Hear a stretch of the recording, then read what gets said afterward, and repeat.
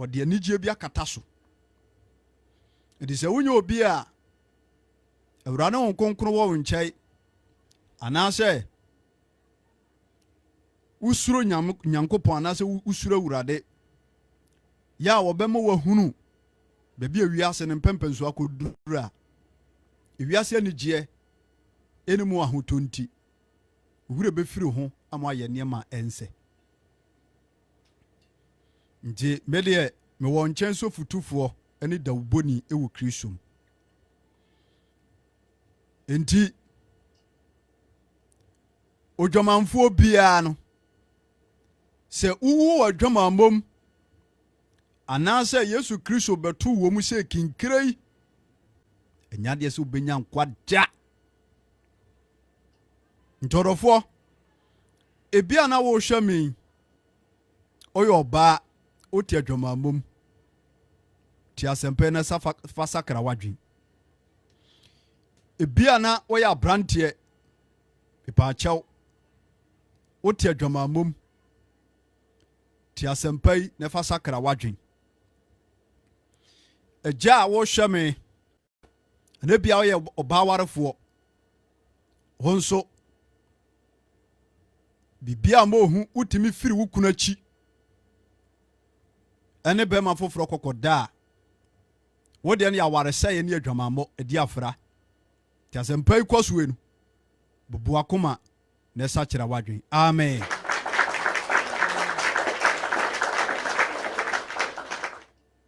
bɔne a onipa wu wɔ mu a anaasɛ Kristo Yesu bɛto no wɔ mu a ɛde no bɛkɔ bu nsɛm gye mu no ɛdɔɔso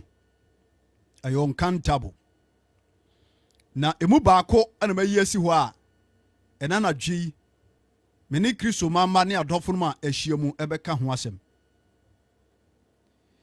ɛsɛ sɛ ɔhwɛ wiase wei no a yɛtim no a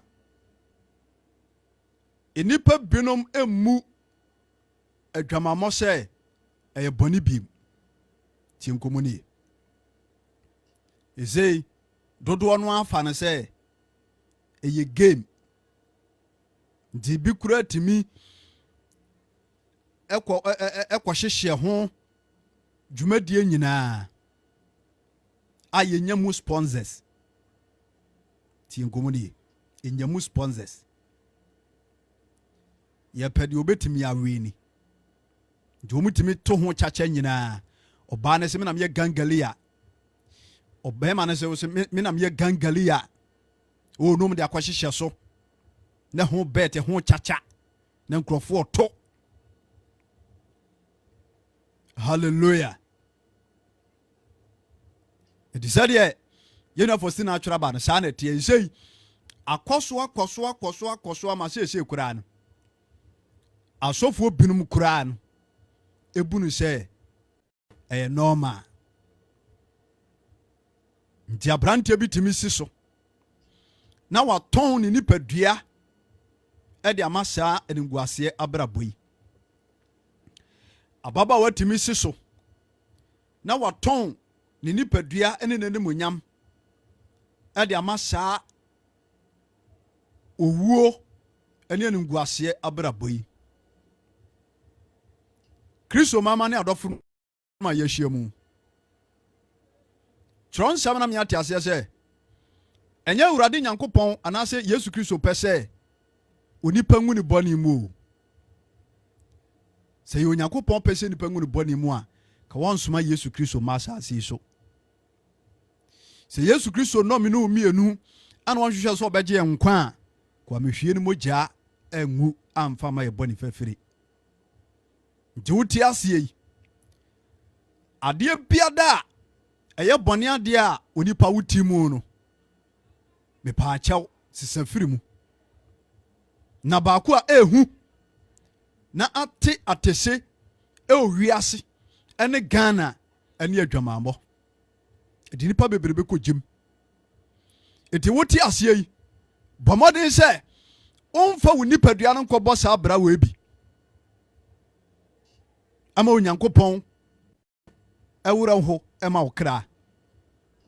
ɛma Kristo ɛma tu wom na ɔmpam wo ɛmfiri n'ahenniam Kristo mfa bɔne nkyɛ daa. Amen. Yɛkasa adwamama a ɛyɛ bɔne kɛseɛ bi a Onyankopɔn ɛtae. Na enipa binom ɛde wɔn ho awuram yɛ wɔn gu so a wɔyɛ. Na adwamama no yɛ wɔn ahodoɔ tu. Yɛwɔ abosonsom sɛ obi ɛyɛ kristoni na ɔbɛdi Yesu Kristo akyi na ɔsɛ tumi firi Yesu akyi ɛkɔ hwie nyame foforɔ ɛbata n'abrabɔ ho no anaasɛ bata Kristo ho no wɔyɛ dwamanfoɔ ɛwɔ Awurade anim. Ɛne ɛwɔ barima ne ɔbaa ɛnhyia mu diem. Ɔbarima ne ɔbaa ɛnhyia mu diem. Sɛ amfa ne kwaeɛ a ɛno nso ɛyɛ dwamammɔ. Nhyia nka Kristo din daa. Enti ɛna n'adwi no adwamama ho nkɔmmɔbɔ a mene wo die no ɛyɛ ɔbarima ne ɔbaa nhyia mu diem ho asɛm. Ɔbaa bɛrima ɛnyɛ ne ho adeɛ na bɛrima ne bɛkɔ mpam na ɔne no akɔda. Bɛrima a ɔnyɛ ɔbaa ho adeɛ na ɔne ɔbaa ɛbɛkɔ mpam na ɔne no akɔda. Ɛna Kristo asɛm yɛfrɛ no adwamammɔ. Amen.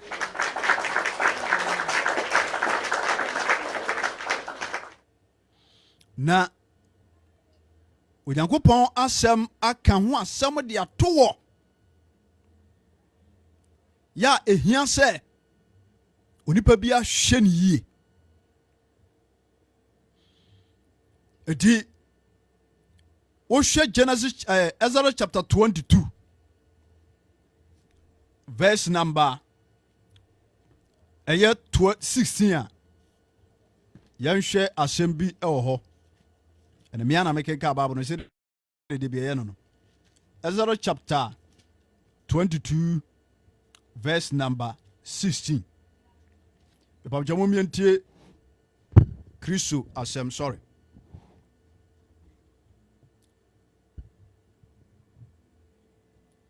Exodus chapter 22 verse number 16. Ɔse sɛ obi kɔdaadaa ababaawa a wɔnye no awadeɛ na sɛ wɔne ne da a ma ne matiri adeɛ na ɔnware no. Tie nkɔmmɔ nie.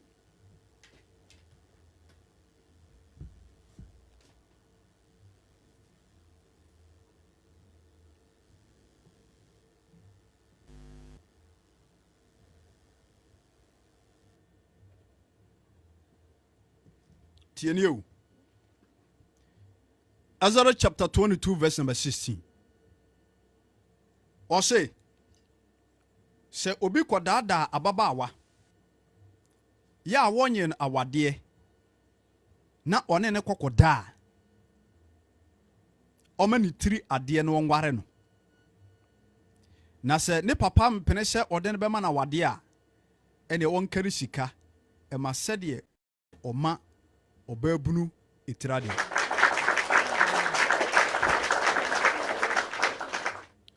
Ɛnɛ nkɔmɔ na me ne adɔfo no mu di no me de ato fam tie nie.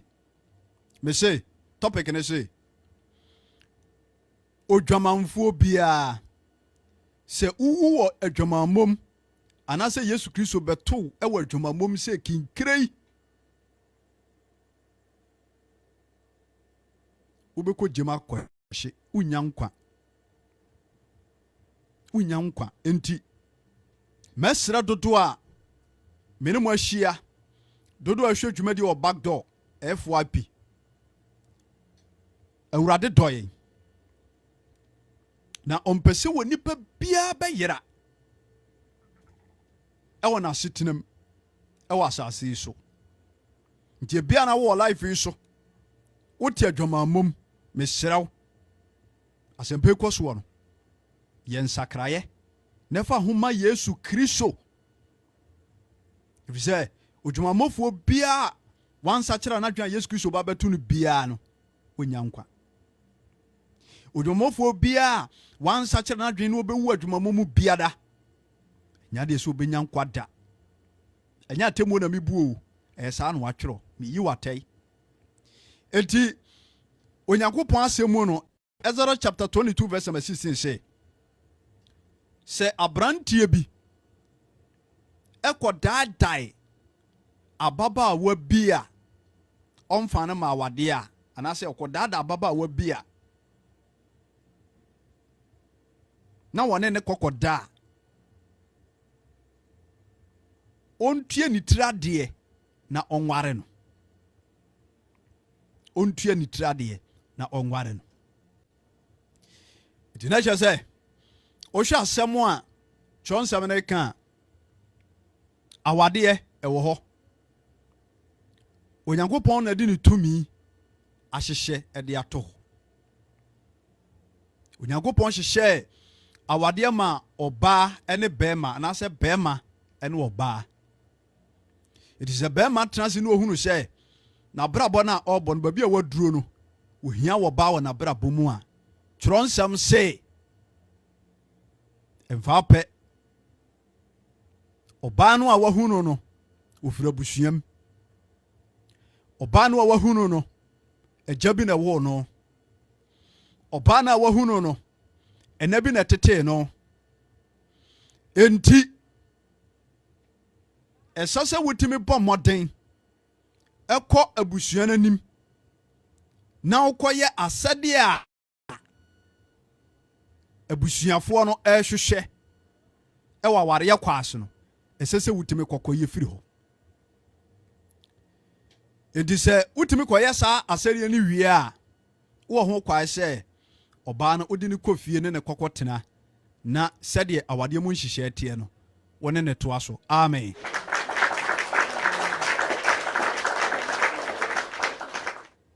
nanso sɛ kɔba sɛ mahyia ɔbaa yi mede pasɛm akyerɛ no mede awaresɛm ato n'anim ɔbaa no agye pene bɛrima biara wɔ kwan a ɔfa so ɛse ɔbaa pɛ nti dodo a wɔ dwumadie so ɔmo yɛ awarefoɔ no dodo a wɔ dwumadie so ɔmo ne mmarima teteɛ no ɔmo nim asɛm a meekan ɛti sɛ nsɛm a bɛrima no bɛka no ɛtɔ ɔbaa no adwenem tɔ ɔbaa no akoma so a na wate aseɛ na wɔde bɛrima no ahyɛ aseɛ tu anamo na Kristo mu no ɔbaa ne bɛrima nhyia mudie no deɛ ma ne yɛ bɔne baako wɔ mu no sɛ ɛsaa yɛ kwasiabuo Nyankopɔn so adeɛ a wɔkyiri koraa ne kwasiabuo adeɛ a wɔkyiri koraa ne kwasiabuo deɛ ma ɛyɛ adwaman no no yes deɛ ma ne yɛ adwaman no it is okay Ezra chapter 22 verse 16 na ti ha ye wɔ se sɛ obi kɔdaadaa ababaawa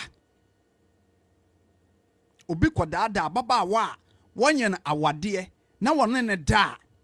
ma ne mɛtiradeɛ na ɔnware no it is a bɛrima bi ɛne ɔbaa bi te anaasɛ woyɛ bɛrima na wo ne ɔbaa bi te na sɛ ɔbaa no wonkɔtua ne tiradeɛ a bride price a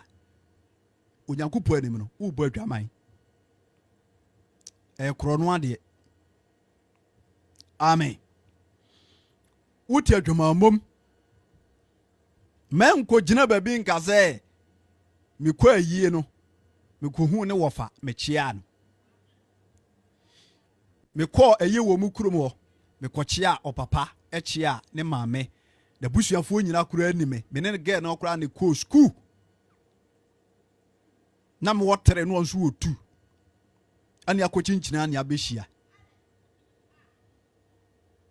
sɛ wode saa adwene nhyɛ wo tirim na asɛdeɛ a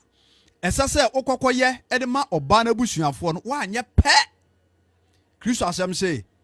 1 wabɔ korɔ no wakɔwie wo bi adeɛ ɛna ne ne te number 2 wɔsi adwamammɔ ɛna ate mu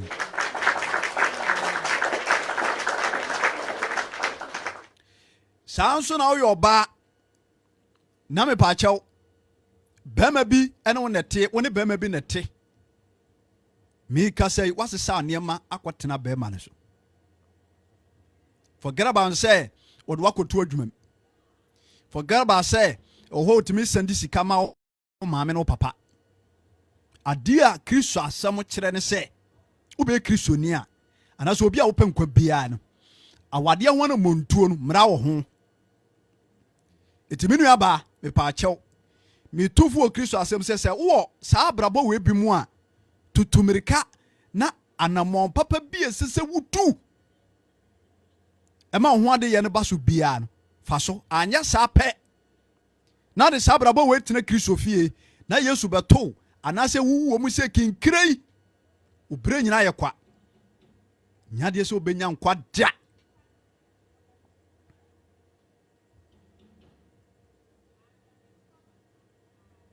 tienkomuni enti adofonom odwamanfo bia no se owu ewo adwamamom anase Yesu beto no mu a enya de so obenya nkwa obi menya hoho bi mesere emergency eprono na lock me na jesem kokko bie me pa kronti mesere mu a montwe me na me nko bie ne pa kro memfa nwomo entum na enyeje tata anya sa de asem aba ye ni nyina bi preko na aboawai we 1 minute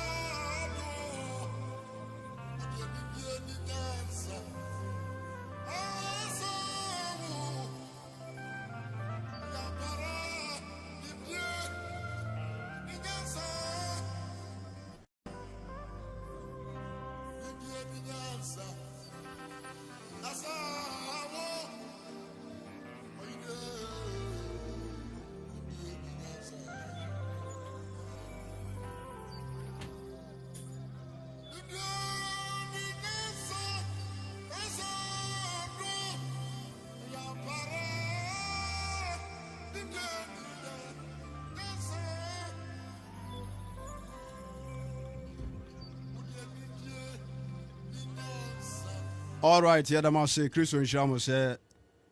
moje brena mo tweme Awurade nhiramo. Hallelujah. Pachoti enkomoni you. And asam no me de atofo na me udi ho nkomo. You say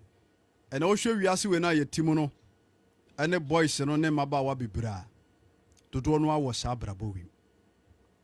Nipa bebre mu ne se eyemfonso. Nipa bebre nim se eyebone. Nipa bebre nim se sabra bono ede dodo no abekogem ebinuma fa no say hobby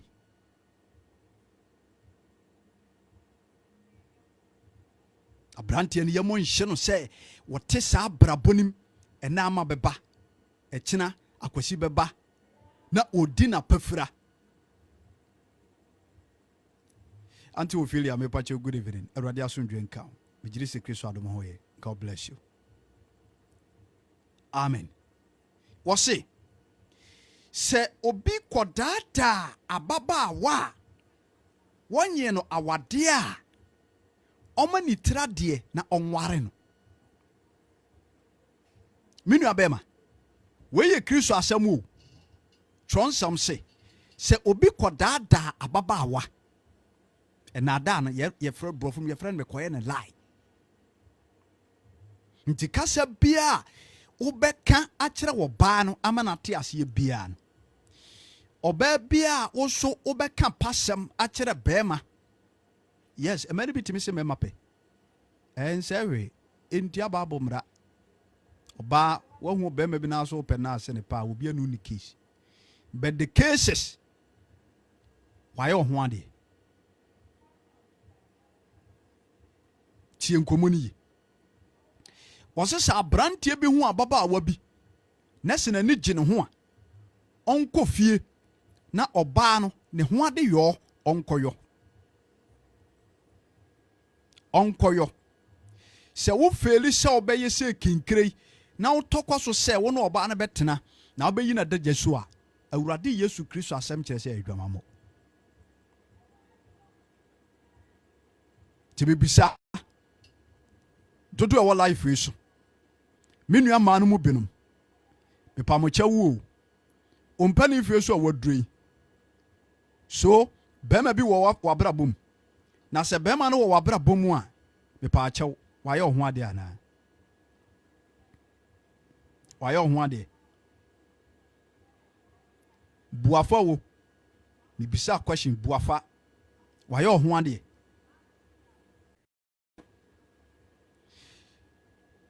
Abrante eja me pa chaw. Oba no manyamfo no a wone ne te no. Wone na wo mienu baako miensa enan. Wone na tena mfie mienu emfie nsia emfie nson emfie nan. Me pa chaw wa ye no ho ade. Tronsam se untu mi nkoye oba na ho ade a ama na busuafo a wote adwamamom. You say, don't one way you so antis be any adwin kesi bi. Mr. Dino. Mr. Dino. Mr. Dino. Mr. Dino. What the study sa na twa aboso me be se ye kana say emfie be se 9. Enya bone se obe study oba, enya bone se obe study bema. Na mom make sure say oba no a wo study no no bema no a wo study no no momam ho kwan ma adwamamom piem.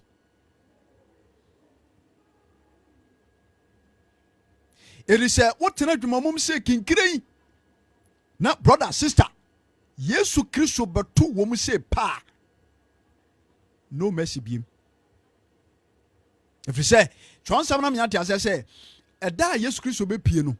obi a wotena adwamamom biada ya wan sakra bia no odu beka bonsam ho wo twegya tomu ahyew.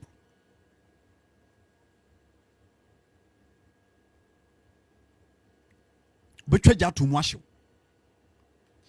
Enti me pa mo chaw e bia na wo life yi so ono obate wonya no ade tutumirika na koyo oba no ade na ho nti wo Kristo tutumirika koyo oba no ade na adwumamo ho so no emfiri wo so. Menu amba se ehu behia se be ma no beso otua na mo ekokoye ne ho nso na se ubotom ebi wo mu a wo kra nkwaje nti support no. Asema me kan obi a oye wiase ni de onfa ho o. Na so adwumamo asema me kan e wa Kristofuo mu papa e Kristofuo mu. E Kristofuo mu sa brabo we koso. Ababa wa e was 17 years owo mpra. Owo primary school mu owo mpra. Otime bodwama no ase tum nyinsa kura tugu. Na ewiase we na yatimo no se wa mu se bone edini papa ko jem bone onyankopɔ tai bone ese nipa nkwaje a ekwaya bonsam timi fra wani wo ho na beto mu ntentan akodu bra edebe ko seyim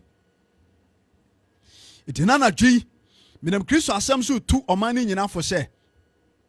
adwamamo onyankopɔ asem kasetia aya bone a onipa da se no ye bi pe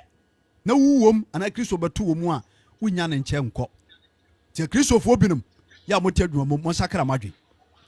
nyamsomfo binom ya mobo Kristo din esa bo dwaman awa kokoam hyira Yesu Kristo ba ma yenkra nkwaje ti nwenwa ho emfa ho kofurafura sa bone kesie wem ama asotwe bone ama so Kristo mfa bone nche amen. Esan se etwamamo ne bone awodo a ekoso owiase na ema kanti amanipa bebree omun kwamfiempo omun ntimi ni wie. Ese social work population a womu wu pa eye mrante ne mabawa. Ohwe work population a womu wu pa eye mrante ne mabawa. Se nkokurafo no eye baako merwafo no baako omaka nyina eye mrante ne mabawa. Under age 35 gone too soon. 26 obituary. She says so she process ateta da ho pa awre ho. Je because all that say wo she process ateta da ho a che say wo dwene ho a wo nte ase. E bone o. Bone moroso. Ene amumuyo moroso nti. Ene nipa kura nyini nche bi. Etemedie osabakani David. Debian menu behiem e wo dwumadie so. Aye bo Kristo asemu dawuro. Ye twi nipa adwene asiri nkwaje kwai so. Mepa wo chew. Wona nim bone kura wutimu. Wona onim sinto a uwo mu. Mesraw. Fa Yesu Kristo nefa nasam sakra wadwen tentem. Na Yesu Kristo ha ase hye ne manso. Adwamamo ya bone kase a onipa wuwom ana Kristo betu no mu a onya nkwa. Enti Genesis chapter 6 verse number 1 yenhwe asem ketua bi ho. Adwamamo ne bone muruso nti enipa kora yenyini nche bim. Yentie de watwero. Wasina enipa firi ase adɔɔso ɛwɔ asase so. Na ɔwɔ mama wɔ no. Onyankopɔn mahunu nipa masɛ wɔ ho ɔfɛ. Na ɔware wɔ mu bia sɛdeɛ wɔpɛ. Na Awurade ka sɛ me honhom entena enipa mu enkosi daa efiri sɛ wɔyɛ honam. Enti wɔn na enye emfie ɔha aduonu.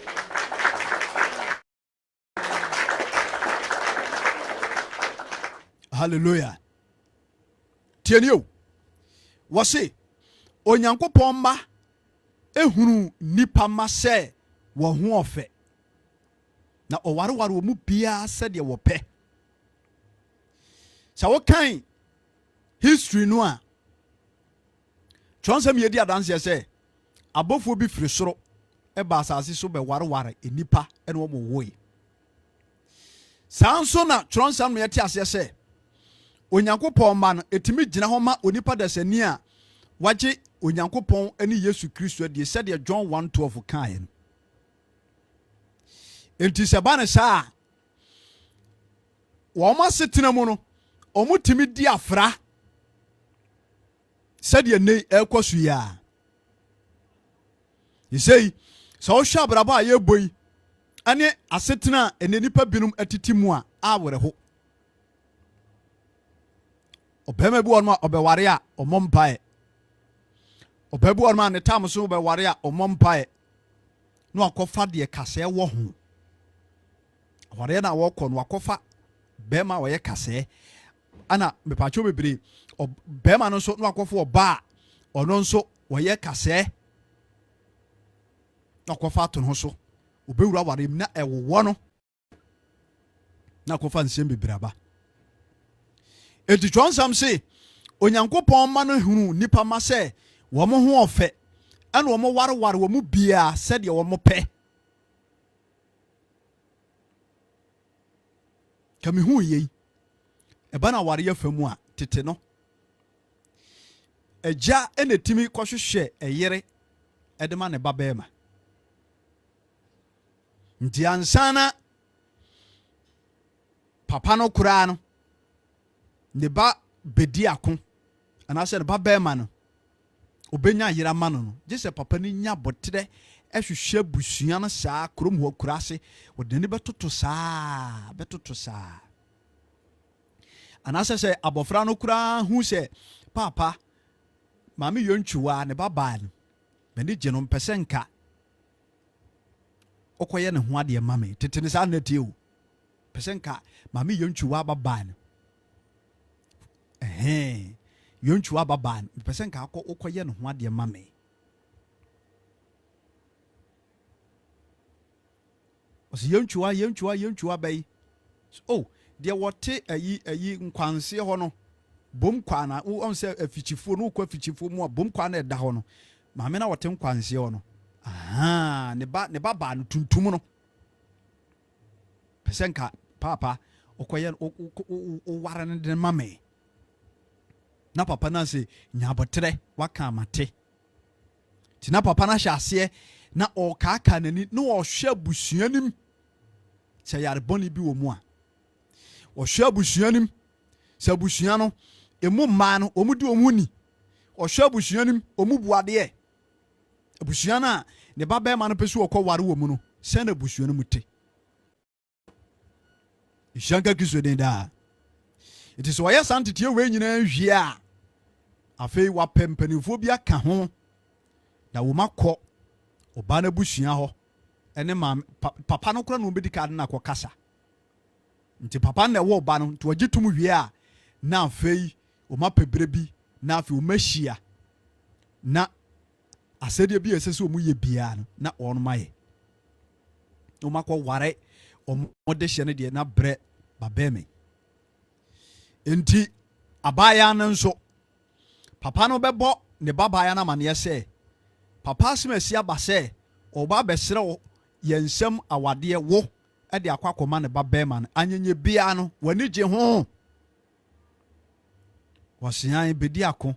papa mepe no pa mani gye ho nti basa oba no papa nso benya botra hwehwe abrantie ne abusuanim omoye kwadwofo obedi ka afro mo na bafie no achia wo nsem fro mo na bafie no achia wo nsem tete asem na meka nti wo chia wo nsem wie a wo nsem no na be kire se wo ye brefo anase wo nya brefo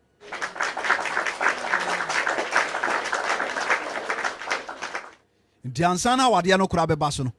obemo wa do adopa bemo wa do afi ansana benya ababa wa no aware a waware because on be say wade ne ba no bema na bema kom akwakode no be say me no kasafa adwamamo ho e say atietese e wo wiase ane titiw ne Ghana eti me pa chaw bebre me dofo me ne wahia ebia na me pa chaw wuti bi mu a anamo bia se fata se wudu arekwa yo oba no wade bia no faso wate emfa dwuma mo ntena awurade fie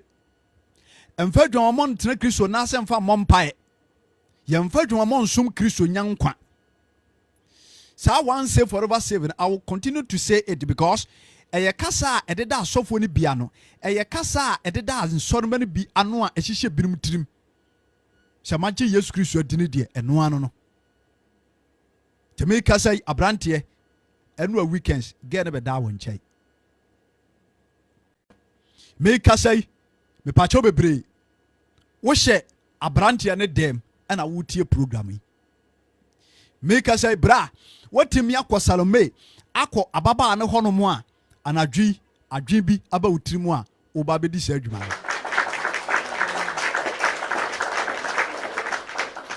me pamcha wo Yesu Kristo no obeba bio na ba wo ba no onipa bia wa brabo anso nani na wotena bone mu bia no ofa wo ne nche ya enye ye it is all life no so na wotie mi a me pacho tie nkomoni so all life no na wo hweme na se wo bia hyase de adwamamo tata wo a twane gire wo krangwa ibirima mo Kristo na se a mo pese ahokyire nti mo kotwa mo ho ba no mo nsakra na wan hweye na ahote atade a Kristo de ahye wo no wo de bia ahye me no se wo man kekan wo bi akokeka mu a e bia na wo nko a watade no entimi ansa anye fitaa se kane ni bio ti fa Kristo asɛm a yɛ kan fa kora ho so wate ne di no kura kɔpem owuo da na Yesu Kristo ne ma no watimi aka ho akodura wie amen.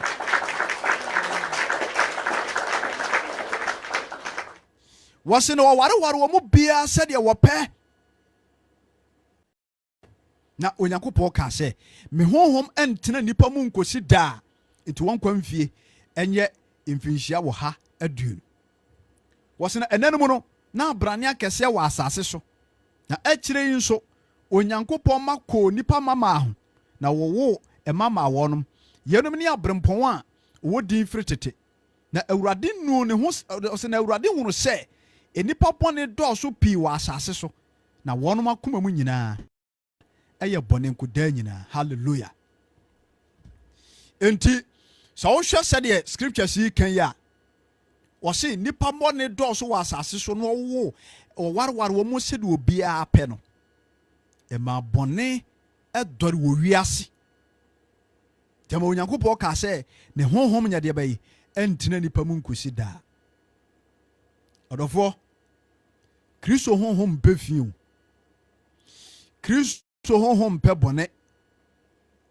Kristo honhom mpɛ dan a emu teɛ. Kristo honhom mpɛ baabi a n'asɛm ɛwɔ. Meka nipadua a anaasɛ dan no a ɛne nipadua no a menu mmienu yɛde ahyia yɛtie Kristo asɛm. Enti ma ho kwan da ɛma wotirimu nya wɔda sɛ metia adwumammom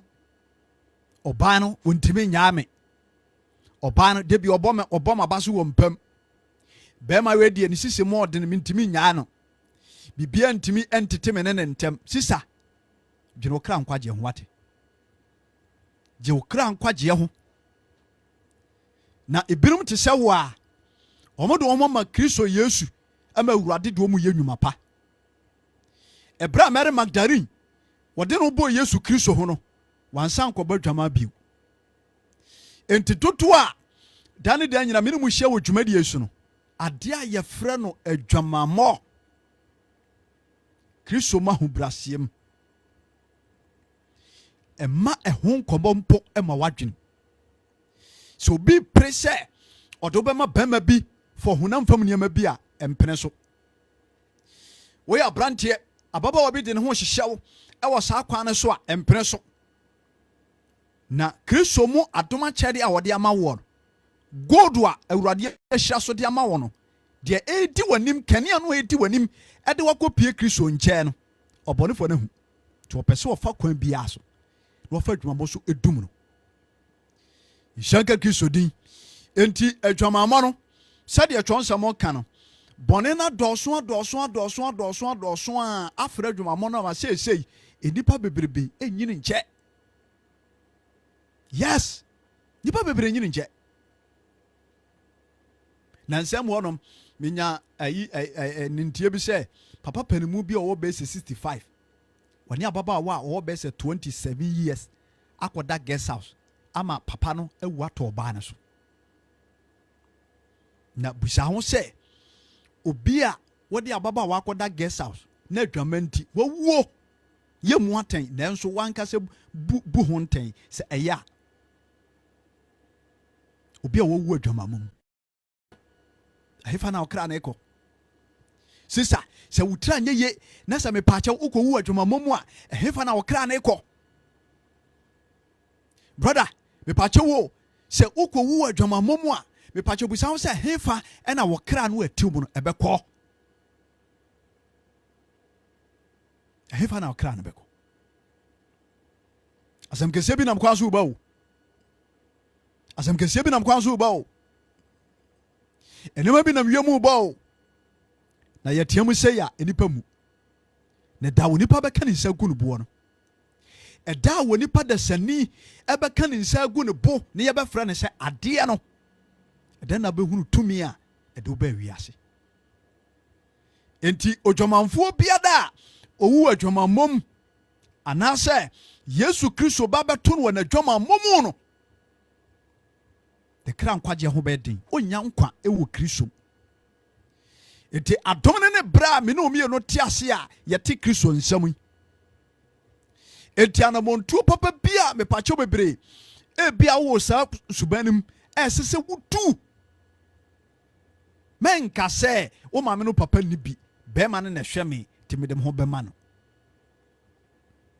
efa sa adwene nhi wotrim na Yesu Kristo ba wuntimi kokasa asem go nka nkire Yesu se na me maame no papa ni bi me maame no papa gu na mete wo saa na be ma ne na hwe me na obi o hwe me saa de wode makoto adwumam wode mi ko school wo ye se ha da ma me ne de esese agya wa onu tua awurade me de me ho ma no na agya ye nso so agya wode te ne hot so enya excuse. Mary Magdalene no ye towns of pride enso de nisuo ko Yesu Kristo nchai ekosu pa achew koso hwe na bra bo se de nete na ne huhu bia bawura na wadane dwamanfo a obonani anu osu adwensa kire ho hia o adwensa kire ho hia eti adofonom obia ubewu adwamamom ana Kristo ba betu bia no bone doso nanso me ne wo ka adwuma ho asem ende anadwi wunya wo mu pe uni boniface bi nti na me no mie no tiasi na nkwa wo ye mu na yetimi koba no se bema na wone wote no wonya ho ade a onkwanti enwini mprempren yo mama je God bless you enwini mprempren wonkwanti da che nkwaje ho asem na me ne woka wo kra nkwaje e wo Kristo Yesu ba wanka se wona ato correction wona akosi asodai wona akoye wei uye wei wase wabrabo wase wunwuma bedi wachi yes na Revelation e kan Revelation chapter 14:13 wase wunwuma e bedi wachi it is a wuwu na se dwomamo e na beye wunwuma die e wa asase we so a edi wachi a ukokon asem sei bema bia oba bia oni ne behia na bia no na wa record otro ba ni din no abo date rounds dodo okoye na wa bo date ne guni ne bukum no de ato baabi woni na fufuo hia na oka hoahoa ne ho brother wan kasa so musu ma ho you are digging your own grave tien komuni it is say abrabo wei ubewo mu na mepaachew wo kra akọ jemu ene se obesesa na wo kra akọ nkwa jem de hen ne de hen ene ye it is Israelfo ebra omni onyankopon nante ye no omo so kọ sa abrabo no bi ya hwe de to wo mo 1 Corinthians chapter 10 verse number 5 1 Corinthians chapter 10 verse number 5 God bless you, my J. 1 Corinthians chapter 10 verse number 5. T. What say? Israel aso den ho aso twen no eye hweso mai. Israel wono aso den ho aso twen eye hweso mai. Ye nchirima de ye nya o. Joseph God bless you. Ye nchirima ya bai. Ye nya papa. Na said Yesu Kristo ba obesia boye ye ma no. If you say tetefo na brabo mu boye nyina no de toto wo mo papa wo boni o e ho nse na ho nsem no wa tworo de ato ho maye nanso e kame e se e wias te wiebrem no bonsem asisi nipa bebre aso ama no kura nsem a wo beka kura no wo hunu se wo di agoro wo hunu se wo sinte wo hunu se wo ni dwuma bidi nanso yane a enkwaje ye butentima na se ya brabo fa pemro me pamochew tron sema sem bia wakanto obia no mom ye mfa no se ya agrodi mom ye mfa no se agrodi ne wusam bone awrawosam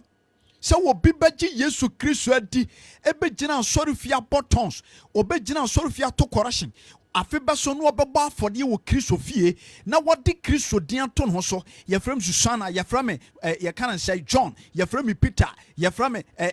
Elkana na wodi Kristo di bi beto no so no obu Kristo din na Kristo behwe wo mu wo behwe wa brabo na adwaman atade ye hye wo enhye Kristo de monyam na wo nipa da sene ne kura it doesn't speak well of you. Cause Peter no buy nyɛ saa abrabɔ no bi no mo boy. Tinana dwi me tu ye nyina ye hofo. Sa kono hawa e wo dwommo kwa so a konkoto dwanim pompa ye fa yefunu to dry fasting. Anaso betima afra ye ne de wato mpabo ma sere awurade tumi ama. So mehu mabo. Se sika sam na ye dena ma wo se wontimi fa nye oba ho de a eye Kristo asem so die ene adwuma a obayero ho the Kristo afaso abie kwa ma no watuma ye oba ho ade.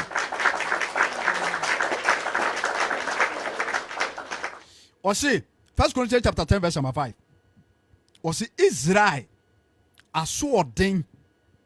ho asotwe no eye nhweso e de mai. O see nanso wo mo fa kese no anso nyankopɔ ani na wɔdwere wɔnom wɔ sere so hɔ na wɔde yenum ayɛ nhwɛsoɔ de amaye na yɛn kɔn anɔ bɔne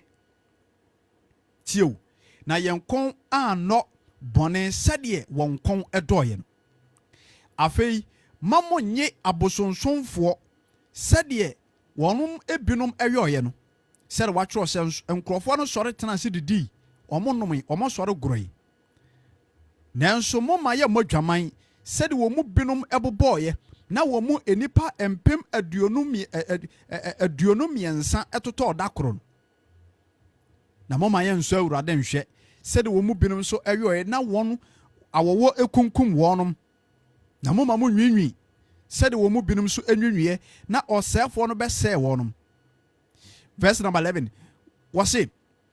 na yenum nyinaa ama wa yɛ nhwɛsoɔ na watwerɛ no sɛ afutuo nhwɛsoɔ wɔsɛ watwerɛ no sɛ afutuo de amayɛ ne a awieyɛ brei anaasɛ awieyɛ no ato yie.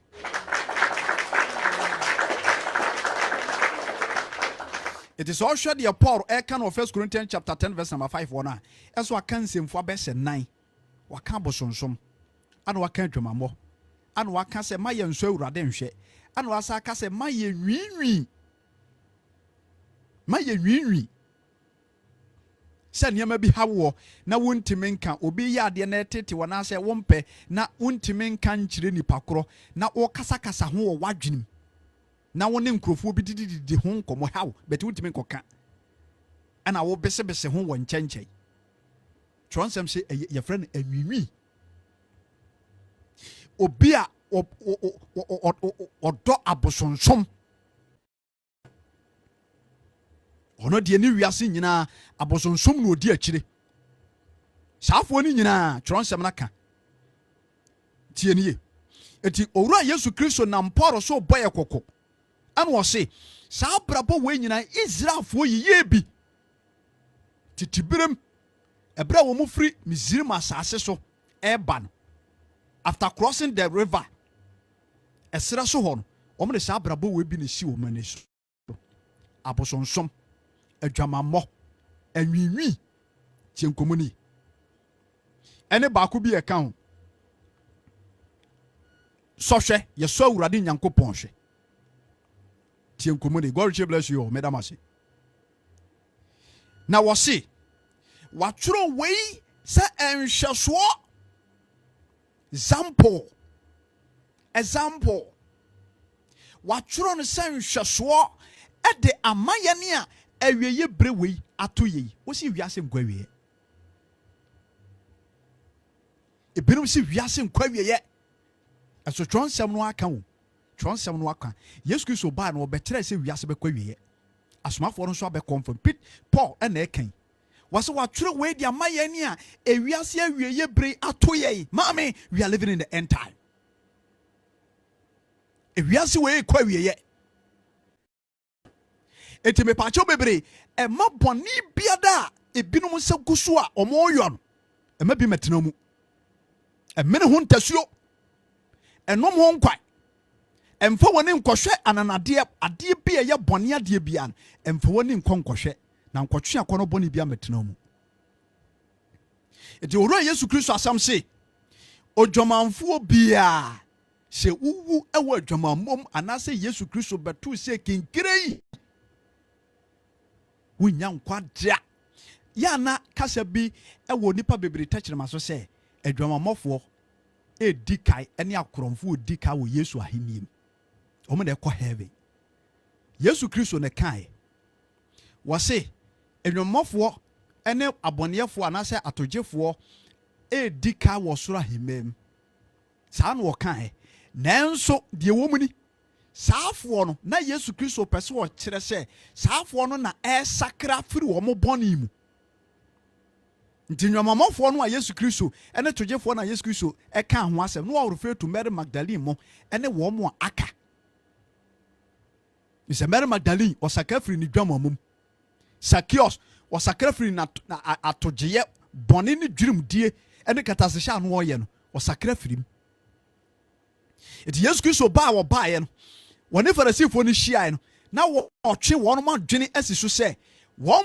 mo se wo betimi anya nkwa no wo ne benya nkwa firi se bone a wo mutim no wo manu wo ho ama dodo no a ede wo ho ama sempa no a wo mo sakra ebedi mi Yesu Kristo ene agya nyankopɔ asem so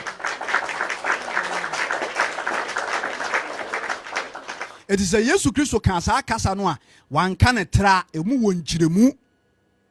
nti mo trim nya ode so wo bone mu a uja ebehyew so wo bone mu a uja ebehyew se Yesu Kristo beto ni pada sani woni bone mu a uja ena ye ochefa nanso awurade toye ya momye na Kristo asew se wonam ni mogya de hye kronkron no so Onyankopɔn kame ne ba woye o ana wasoma no enumunyam de ente se wogyali nyina ho ana obefa nipa tebea kwa tebea wa ma ne se sikani tebea o akwa kura akwa bia ne hu ni mfaso akwa bia yemu no ana ofa enseso saa ana oba ma ye wo no ti se nipa nyambuom ane ye bewo barima we nyambuom ye pa babia me awaje nkwa hwe babia akɔwo no nanso saa ne na ɛsɛ ye obrɛ ne ho ase saa ɛya hone ne bebre ɛde asɛmpa ɛde nipa bɛkɔ nkwagye asɛmpa ɛde han ɛbre nipa ama nipa firi sumu ɔbɛ establish ye ɛwɔ asase so ɔkɔ no wansa nye nsapai ana ɔde asɛm ne gya pita ana ɔde honkonkoro ka ho mae ene Kristo asɛm mu atretre yeti Kristo nase nanso yentimi nya abɔne ye yekwa awurade anim da bia nanso mrato dia na asɛm kasatia no yentimi ntwe ho nipa da sani adai adɔfonom ewiase enipa yemachewu yetwam disa omo ani ka ha na emu dwumadie hodo bia Kristo asɛm kasatia no se wodu nkogura mu pɛ edadi akire wo betimi ya akire etina nkɔmɔ na mene wudi no ɛyɛ nkɔmɔ a bedi atofo a yenyina yetu ye hofo enti osomafo Paul atworo de ama yɛn sɛ tetefoɔ no Israelfoɔ no ɔmo buba adwaman ɔmo sonsom abosom edi saa brabo no ɔmo boye no dako edipa 23,000 ɛna Onyankopɔn pa fam no kunwo Yesu nti ɛna saa asotwe bi se no ye pensu no entimi entansisi but wo ma no aheki ne ho kakra yes Yesu Kristo nti o ompesam no mienu bayira eti metu adofo no nyina afo se onipa bia mepache wo dwumadie so na bia na wonim ebi kuro bi kra na ka bibia to wadwenem se oba na wone ne te ne no ano no abrante na wone ne te ne no ano no makobɔ kokoko ne de no ano no enya no kore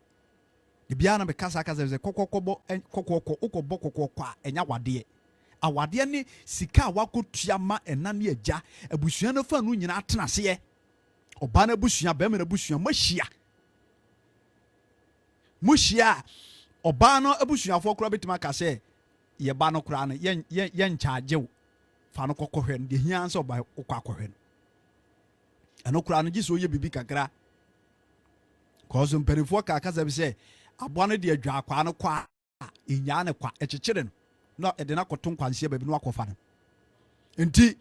ade bia da amane ade bia da abusua no hwehwe bia no esese wutimi provided ma wo mo wo ne wabusua kɔ kakra bi na maye na adanse abam ene na Kristo hwehwe o eno na Kristo hwehwe sɛ bɛrima kofie ɔbaa no kotua ne trade ma abusua sɛ wode nipa 3 na bɛkɔ sɛ wode nipa 4 na bɛkɔ Kristo asɛm hyɛ sɛ kɔ hwɛ no wankɔ ha wɔ nipa biara kɔsɔ wɔ bɛrima no wofiri abusuam sɛ bɛrima akɔ hae nipa foforɔ ɛnamfoɔ ne yɛyɛ ɛnya wadeɛ ɛno nada no wada ɔbaa no Exodus chapter 22 no wode nada akɔ aso na akɔyɛ adwuma nti dodo a ɔmo kɔ ware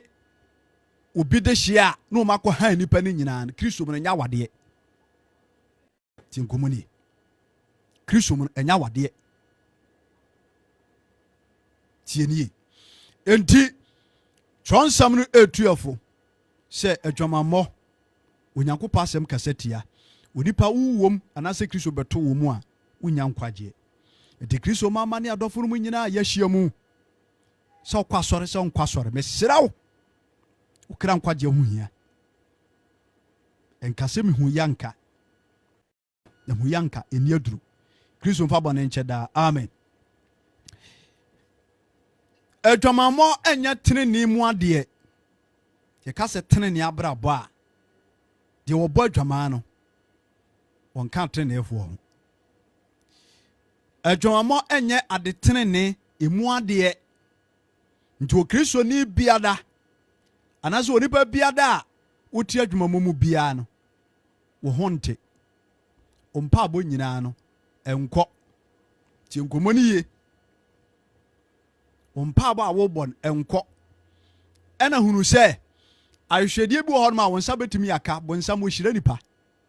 bonsam ɔhyira nipa nti sɛ wote adwumammɔm na biribi a ɛkɔ so ma wo a susumu wɔ ne nye na Kristo ɔnhyira de bɔɔyɛni ɔhwɛ sɛ ɔbɛgye de bɔɔyɛni afiri ne bɔnim kyɛnse a emu ayɛ fi yɛntwa aduane ntom tie nkɔmmɔ ni mabu bɛ ɛti sɛ wopɛ sɛ owura Yesu Kristo hu mmɔbɔ na deɛ wokoto sire no biara no ɛyɛ yie ma wo a na asɛm sɛ yɛntwe ho mfiri bɔne ho nti bɔne mu baako ana mɛka ho asɛm adwamammɔ sɛ wohwɛ Ghana ha sɛsɛi ayi a tɛsi yɛ ɔmo kɔkɔ yɛ yi ɔmo yɛ fire service ne police ne wɔn a ɛkeka kan saa wɔn kɔkɔ lab yi na Ghana tɛsi ne baeɛ no ɔmatumi arekɔde 13,000 HIV eti maame ana brother ana sister agya wode mepamokyɛw bebree nidie ne ahobrɛasɛm yɛnwena sɛ wehu nkwakyi enipa do tie o enipa makomako youth o Ghana youth 13,000 ana mepakyɛw bebree test ne omo kokɔɛ no ya recover anase omo recommend anase omo hunu outcome no sɛ omo ɛwɔ HIV AIDS na omo nkɔyɛ test nso ɛ ana yɛmi sɛ wɔn sɛ wɔn kura kɔyɛ test na yɛhunu saa ɛmoa no ɛwɔ omo mogya mu no sɛ baako bia nso so ɛwɔ ebia ɔba foforo bi ɔsa ne date a because ɛne boys no ɛyɛ yira a mako ne timi edi no korɛ a wɔfo ɔba baako pɛ ne ne tena nti yɛmu sɛ wɔn sɛ abrante a wakɔyɛ lab na AC wɔ ne mogya mu no onim na wɔne mmaa binom foforɔ nso deda ababaawa a wɔn nso so kɔyɛ saa yi ne bi na wɔn nso so ebi wɔ ne mogya mu na wɔn nso nim na ɔno nso so ebi ɔno nso wɔ mmarima bɛyɛ sɛ mmiɛnsa bi ɔno wɔn deda ana adwumammɔ no nso no ɛba nipa mu a ɛnya afei na ɔno no ɔde bɛkɔ hospital akɔ sɛ dika akɔ kyɛke wo mogya mu ahwɛ sɛ yareɛ bi ani wo ho a wɔni saa abere no wɔkeka yɛ te ase a na ɔtwe mmienu bɛsra me bɛsim nneɛma ana me ne wo tena yei ana mehwɛ baabi a mete saa ɔkɔɔ yɛ ana papapapa na ɔne no akɔ akɔda nti wɔne bɛba ho so no na yareɛ no ne bia kye adɔfonom ewiase ayɛ hu Ghana ayɛ hu ana saa yare we no se echiw se kinkrei wo ye de wo bewu won de obewu na okwa okobo wama ne yesai okobo wama ne yesai ehɔ ne asɛm no okwa okobo wama ne yesai nipadua we de bia meka me sie bewu ɛdɔte no onyankopɔn teteye ana wɔde anwene yei ana wɔkra na atie mu na ye home ne sɛ mframa no wɔkra na atie mu no ɛyɛ nyankopɔn dia saa wɔkra ne na yɛda yɛtimi de so dae no yɛtimi so dae ne nam nkran yɛtimi so dae ne akɔ aburukyira ba yɛtimi so dae ne akɔ ekurom ne saa wɔkra no ɛbɛsa akɔ agye nyankopɔn nkyɛ ɛne na ɛkɔ face judgment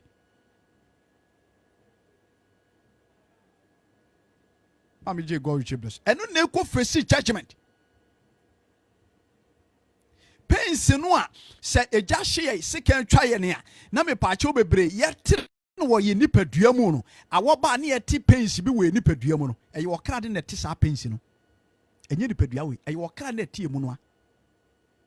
yɛfrɛ ama yɛfrɛ adwoa yɛfrɛ wɔ akwasi wɔkra na ɛte mu no ne din no enti ɛda bɛka wo sɛ gu bopɛ no na wɔkra na firu nipadua mu kɔ enti yɛbɛteɛ mu afrɛ wonte wɔkra no kɔ da moment wɔkra no kɔ dɔteɛ no ɛbɛkɔ fam enti pensi a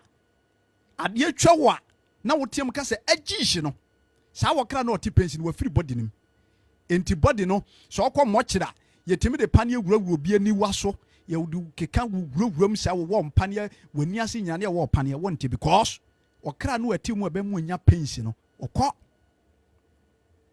nti saa wɔkra no saa gya no a Onyankopɔn asiesie ama bɔnsam na abɔfoɔ no wokɔtɔ mu a wobɛti saa pensi no sɛdeɛ na wowɔ nipadua wei no ɔkra nipadua wei no sɛdeɛ na wote pensi bibi twa wa wote no saa na honhom nipadua no ɛbɛyɛ wo ɛbɛyɛ wo nti wobɛda gye no afili pensi no wobɛda gyem ama watenka wobɛtenka no gya no hyew nyina wobɛte pensi no enti mesrɛ mu o Paul ame ate aseɛ sɛ watwerɛ no sɛ afutuo ɛde ama yɛne a ewiase awieye brei ato yɛi ase we meka nam yam kura hye wɔse watwerɛ no sɛ afutuo de ama yɛne a ewiase awieye bre ato yɛ maame ewiase awieye bre mu ni menu aba ewiase awieye bre mu ɛna me ne umie no yɛwɔ no nti sɛ wo brebe yɔ wo anamontuo bitu wo nhyehyɛ fufuro bi hyehyɛ ɛma wo kra nkwagye a ɛna ne ne secures ɛna ne ne ɔdomaguma wo betimi abɛfa at any time Yesu Kristo betimi aba at any time na so oba beto wo adwuma mu a na bɔne fufuro bi mu a okɔko asɛm sɛ agyanom binom a mufiri mo yire no achie ɔkɔ awo so ɔmae na ɔsa wɔ mpra fufuro wɔ akyire ɔka wɔ sɛ ai wo afu awɔ garden ana de weti Kristo fie ai agyanom binom a mo nso so mo yire no mtu kwaye a ɔbane ne fie na ugu enkura nketewa so ya na awrahu papa panimu pa me se brother na kɔhwɛ ni pani fie pa wɔwɔ na akura ketewa bi a wafa ne mpra o kan wɔ sɛ ɛna enkura nketewa no de sɔfo gyae kura nketewa no de no mujamono ono ɔmo deda uyam timi da hɔ ah na akura na da bi uyam timi da hɔ a wɔyɛ tabia ah da bi o na wutiri wo dwunu ne ba bi a wotifi adu akora keto na awoko no ne kwada no mepa che wo yadu twuma bites no ka so ne da uyam timi da ho wenum nyina ye abrabom suahunu tena bi ana be wurawura nipa mu ana maba wa binum so ede wo mu ho agyegyim because wo hunu se papa no ne ho nye den enti wo de ne ho fafa no saa no wa mena ye japade bi ama no japade de obeye o obeya ma obeto ka ma obesifia ma he wo de obetu kwai obegye wani ewiase ani gye nyina no papa no ba mu agyibi bere me ka che wo se wan kasa wo kra no wodi musuo ana aso a wo kra ne wiase se enema emu odu esonwo a wo kon emubu enema emu odu se sonwo a wo kon emubu enema emu odu se sonwo a wankasa wote bre enema emu odu se sonwo a wankasa hunu se afred ye homete na ho na betimi aso ewo ji owura Yesu Kristo Ishanka Kristo din eto na Paul so ka kire yen se watworo we no de amayen yenia awieye bremu ato yei Israelfo bone Israelfo mumuyo Israelfo mansotwe Israelfo akuma primo Israelfo anwinwi Israelfo bosonsom Israelfo atwoma mo. It has been written. It has been written. It has been written. Watworo no say hweso example. Watworo no say hweso. Said the class teacher would in a blackboard when was in hweso no watworo for example. No watworo was for example. A man see times one no ahyehyɛ to said be ya osuani na wusua nwoma no wobɛhwɛ example na wayɛ no so na wayɛ ne nsesuo bi ana wayɛ different sana osomafo Paul ka yatwi sa awiebere ma Kristofo de Israelfo ye de empo o maame bi empo papa bi empo wofa bi empo wadamfo bi wo bobra ni bi enti pacho yente pense ye nanonum bi ye janum bi kwa gege those days Nigeria na ye frɛ na gege ko bobe sibra omufiri ho ba ne de no de bae eye pan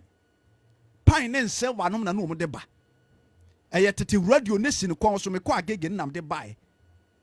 cassette na obosa na obosa enu ano no bibia na mu biem enso be wiase na yare ya hyehye no na nsapetim na wawu.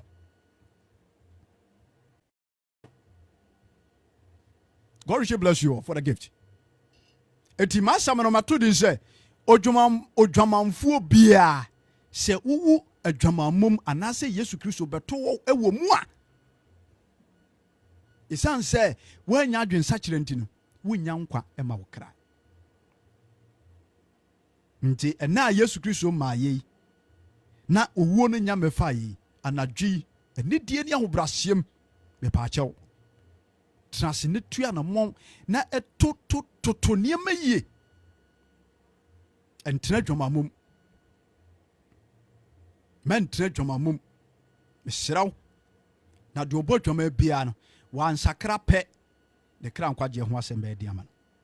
de Yesu Kristo asama kire yen se Deuteronomy ne se yehunu oba bi na ye pese ye ne bobra tronsem na ma ye kwai koye ne ho ade simple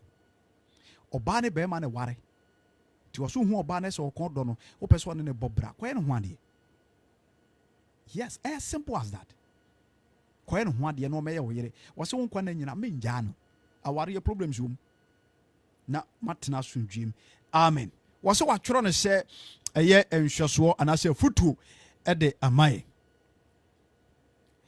adwamamo enya tinini mu ade adwamamo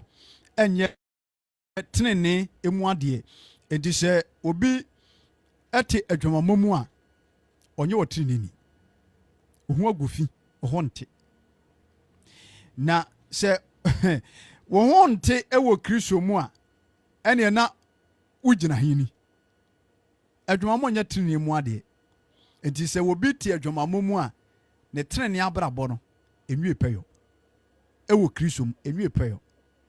chon semana kan wasem 1 Corinthians chapter 6 verse number 9. 1 Corinthians chapter 6 verse number 9 me say enso so da uhia bi dwane uhia dwamamo dwane bra obi di no betwitwu wa dwane ten 1 Corinthians chapter 6 verse number 9 tie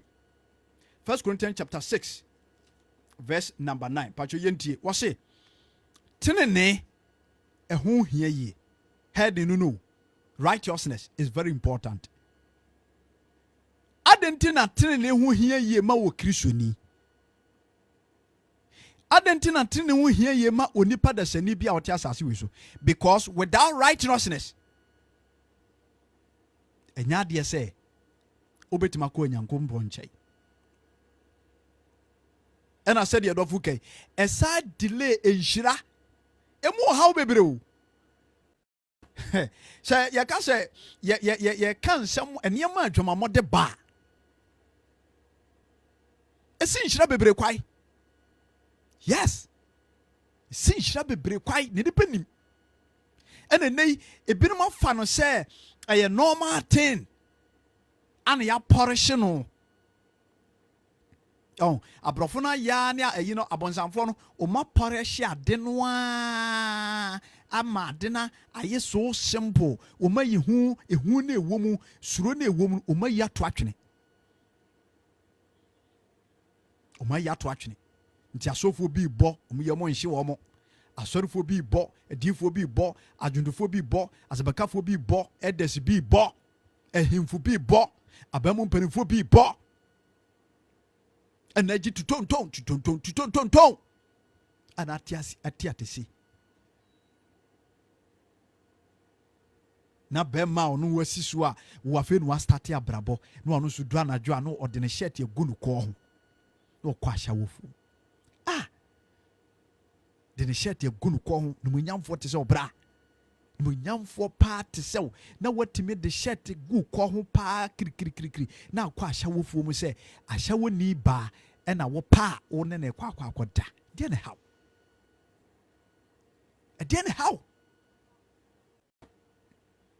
ti why atwamama ya kan waze wo de asha wofu mu na ade ope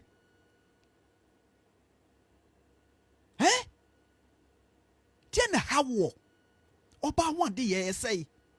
ena hwe nipa bebrebe ne akrisofo bebrebe o mu wa asori o mu bompa ya hwe kunu ya wo mo ni da wo sesi ayi a awurade Yesu Kristo betime yi so mfem pade de amaw o mpewe na apede bi de mitimi ne oba ba ko pentena emani nyina anye emani nyina su ba saa wana ka kire o mi de mitimi ne oba ma ba ko pentena de hia anse mewo na wana ka kire o yentie 1 Corinthians chapter 6 verse 9 wase anase munim se wona wontene wonya onyankopɔ ahenie ay kwahye wase momo na adam enwamofo ani abosonsom wabobo nsem bebre so ewo ho awaresefo akohwifo merema wone merema da ani awifo wabobo nsem bebre so wase se obi wasa brabo we nyina bi mu a adwumamo na dikai wase safo ni nyina me pache yoje mama je go hwe blasu awrade ya doma wo kena ye be hia me da se pa Kristo nshira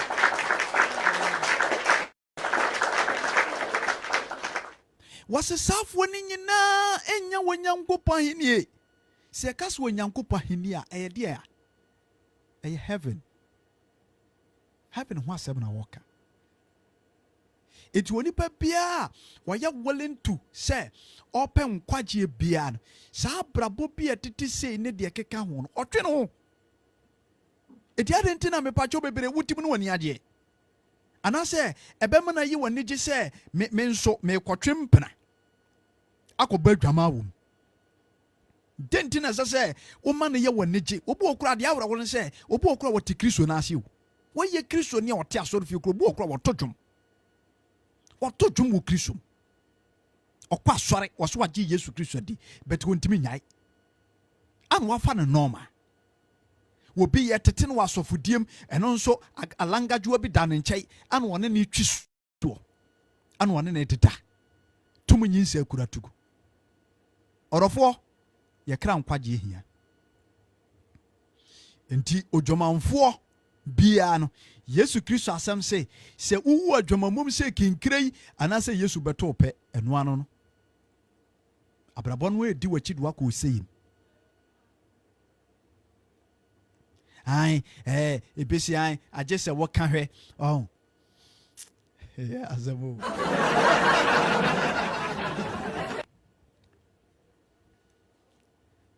sa kasa no a edida binuma no se agese okọ kan eye bonsema futu mesre dodo ni Kristo mamba adofo no awurade mba ye wo life yi so se obi eno be kasa asem no na se obi kasa ni kire o se kinkrei oboa wɔyɛ agent of Satan. Okay, can transfer no Genesis no okay kaya ebra Jacob okotena Laban nkyɛn no Rahel nti of osumfie dunan meboa wodi ka twa 7 years Rahel ene Jacob na tifie wɔno omu nyinaa na tefa ako ana Jacob ɛsom Rahel dware a Jacob nie Jacob dware a Rahel nie omu konsuo omu kotwa nuane ma moai omu nyina na tifie Jacob edo Rahel wane na hyehya wade enso twonsɛm na me ya nte pen anase Jacob wankɔso so Rahel mu da wanka sɛ oh Rahel me no hyehya wade ya me ware wunti kura na me som wunti ana me som hwebra me bre wo papa na nke bedu anwumre na nka Rahel ni Jacob no mu tete edan yachi Jacob anye bi da Rahel anye bi da for 7 good years. Eto mu sa 7 years ne son ye no still Laban anti ase Jacob Rahel nti osom 14 years meboa enso Jacob ene Rahel o ma anye bibia kopem bra ebra ne son ye no ne ware ana wa mu obi aka kire wo se aden de eda ya wa na mewa na ade aka na wo beto ka na won contest de se break ni nya medama hu eye wiase adwene eti menua ba wo life yi so me pa achew sa brantie bi de wo passe ma beto wanimu a e mane mfa sa tatese na nwew se bema bi aka sa ne de kire wo a oboa opewo na ne wada kwa de bia na metumi nua no ma no fo se bema bia oba be ka che wo so opewo be ware na wo ne be start atua na mon na oba ka kire wo se ana wo de sex ena tata wo bia no onye ukunu ti komoni ye wonye ukunu eti se wonim na sa wo do homa ne se kinkire no no da ba ko mienu wono da first one kura no ano no enunyam na sei wayi Yesu Kristo tumi afiri anamontu mo bo okura no a na tumi ewo wo fie kura empower de enti nka wo de ahote ene be ma ne tua na mo sa na Kristo anu monyam ene ne tumi abawuram na de ahombone hyehye wo abusuam pese ne nkwase ba no na wasi kwai de because what I say na wasi kwai na so we de wontimi hye no so no amakwai na be ma ne na kwakoda wo be ware awie no na wo ma wo be ware awie no na adwuma sama ya basa wo be ware awie no na problem kese bi si na tibe ma ne ni so na wi afa enti hye wo ho so na saa kasa no o mo keka no enye Kristo mo kasa je so kotra hwe ai na me manfam ho amano a anhwe wo be na adwen be ne se ase me no na oba na di Kenya saa mentality no na ode no akɔhyehyɛ bema na bema na akwakoda ma me nkɔso hwe se bema ne tadua ye adwuma na wo adwuma mo nti mu a wo bedwene saa ma me nkɔso hwe ne de nyi mema ne ni se kura nya adwuma se kura ye peche Kristo ni obi a wo pe Yesu Kristo nchako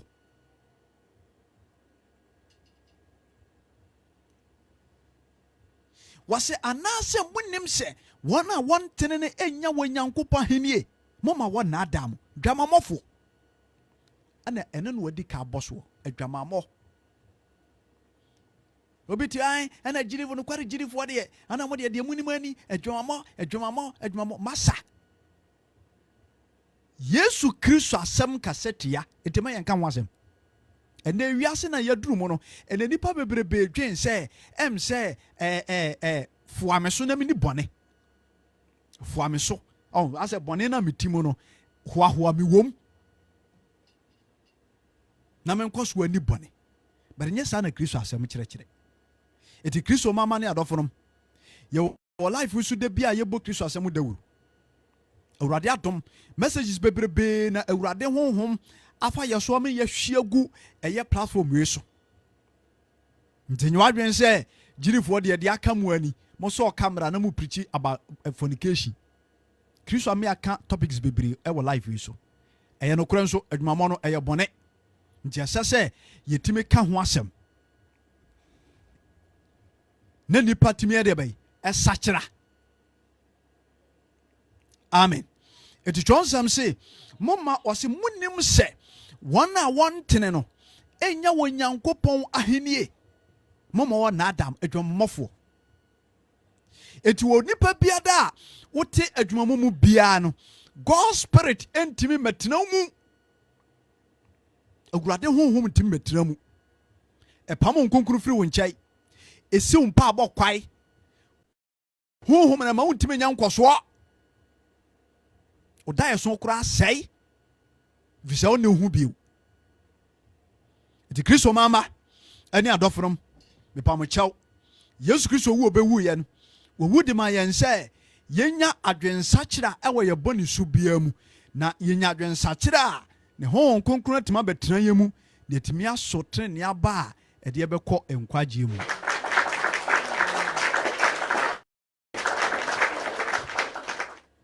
Ishanka Kristo den da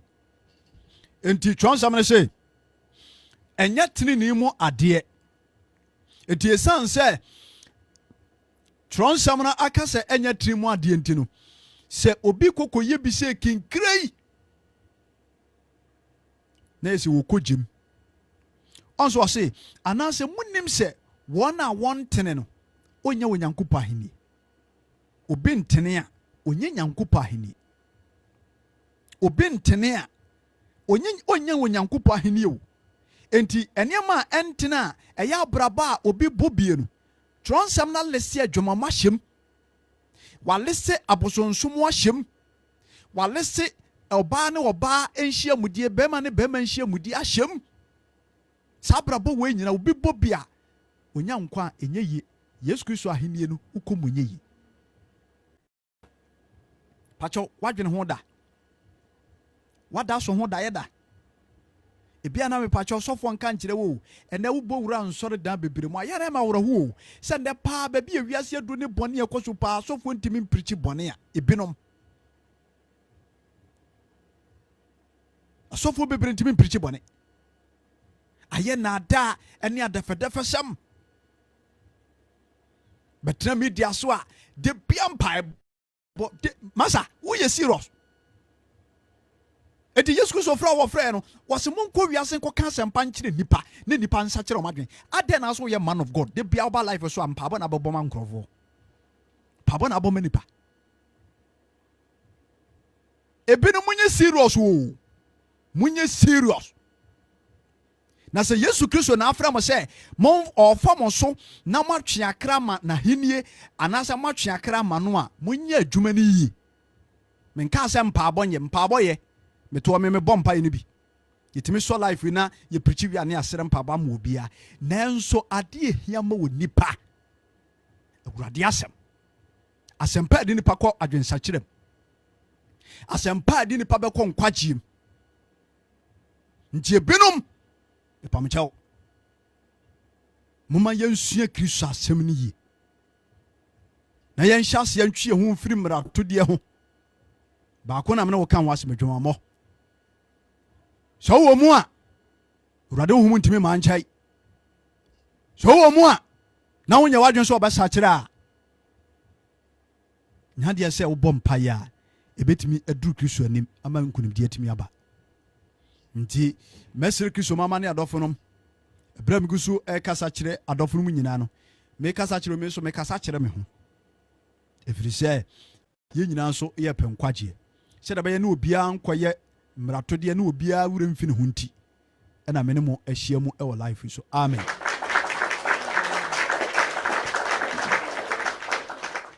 John sɛ tronsam na amiate asɛ sɛ enye trini mu ade enti ade a enye trini mu ade no na kyɛ sɛ ni kwase yeye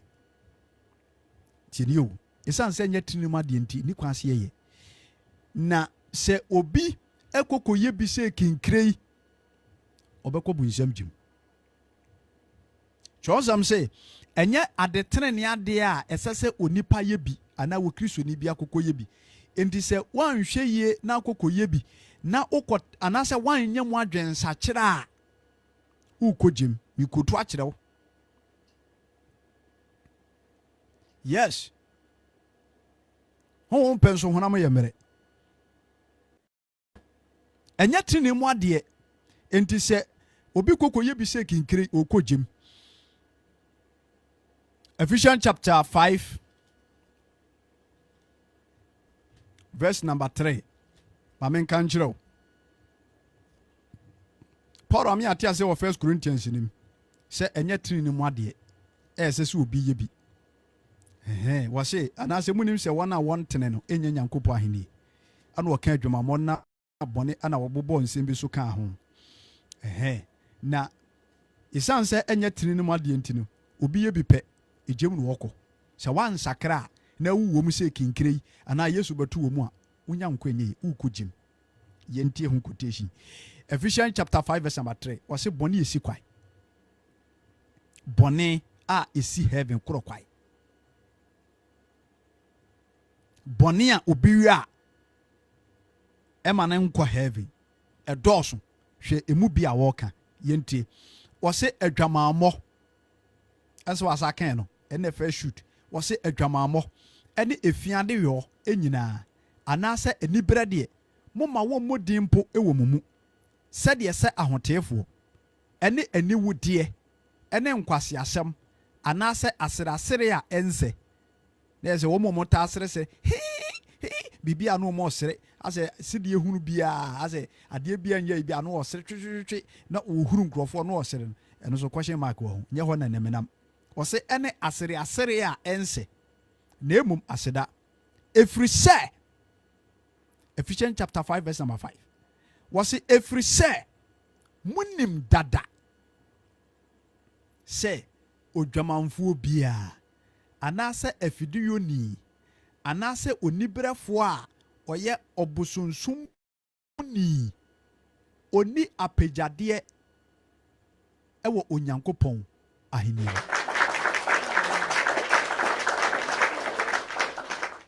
se chonsem ka se oni apejade na che se wuni chefa wuni inheritance wuni share ewo onyankopon ahini osura hema mu ho no bone nkɔ ho bone nkɔ ho die atade fin hye no ɔkɔ ho enyeyi ebra no so na Yesu Kristo bɛfa ne ma akɔ a saafo ni nyina wɔ atade ɛhyehyɛ wɔn atade fitaa ɛkyerɛ nkunimdi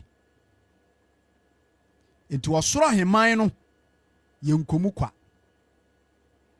enti wose bɔne a esi kwai bɔne a betimi ama wo heaven kɔ no anu asie ema wunya nkwa wabɔ dwamamɔ so waka hyɛmu o wanyi amfirim saa bɔne we Yesu Kristo mogya ametwam nti bra ababa wana wone natena mfie mienu afe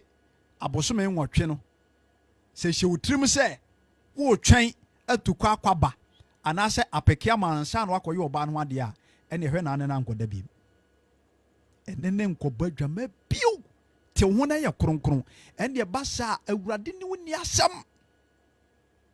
wo ho ate woni problem eno kura no woni ne te wono a adwumamɔ no empa so agoro ni nim no hwe na fon so de no wanko yi bi wian ma be kutu a kyerɛ wo hwɛ na fon so de no wankoye bi twa send me yenye video call bem mi hu ne ye yene sɛ yene kakra sa sex on phone ene wo mo hwepo no wian ma be kutu a kyerɛ wo hu quotation wo babru be kutu a kyerɛ wo bɔne nye njadɔfonom me de me yɛ osapakani a Kristo asoma me ɛwɔ media yi so sɛ yɛnkae nipa enema a ɛnam kwa so a ɛba enya gudi no duabɔ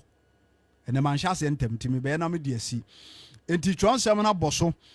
Ephesians chapter 5 verse number 5 and say munim dada se odwamamofo anafidue ni anaso obusunsum ni anaso onibrefo bia ni apegyade ewo osoro ahemamu uni chefa. This is oko wenye ye. You say 1 Corinthians chapter 6 verse number 9 what can say ho no na John you can say Paul at the stamp team so ase ho say one yes ane mo we nyina na omu kogim omu nyamwa enti bia na me pa chaw eni die ne ahobrasiem sa brabo we bi utimu a mesrew enam Kristo asam so utufo we nya hunhuna nemom me kan wo Kristo mo se wan pe no poma sibre na me pa chaw bebre wan hwehwe wo kra nkwagye akira kwai ewo nafuto emu a ebia na aye too late e de amaw awurade adom ne na doye ne wo ho ma wonipa bia e di se wo sakra wadwen efiri bonisu bia mu na ne ye kan wo sesa na aka se efiri na ekoro magyae menyo biewu a